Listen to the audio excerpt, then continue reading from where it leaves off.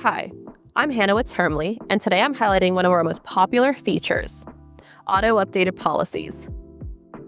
When data privacy laws change, website policies often need updates to reflect new requirements. With Termly's auto-updated policies, those updates are applied automatically when you use the code snippet or hosted URL options. This means less manual work and policies that stay up to date as regulations evolve. To use auto-updated policies, publish your policy using either the code snippet or hosted URL options available to paid users. When updates are made, your live policy will reflect those changes automatically. No need to re-embed or manually replace anything. If you're on a free plan and using the HTML embed option, changes won't be applied automatically. In that case, you'll need to log in, generate a new policy, and replace the HTML on your website whenever changes occur.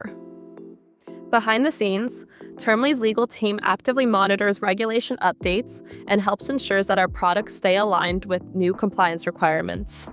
If you want to learn more about how our team monitors and responds to regulatory updates, check out our video on regulation monitoring for a deeper look.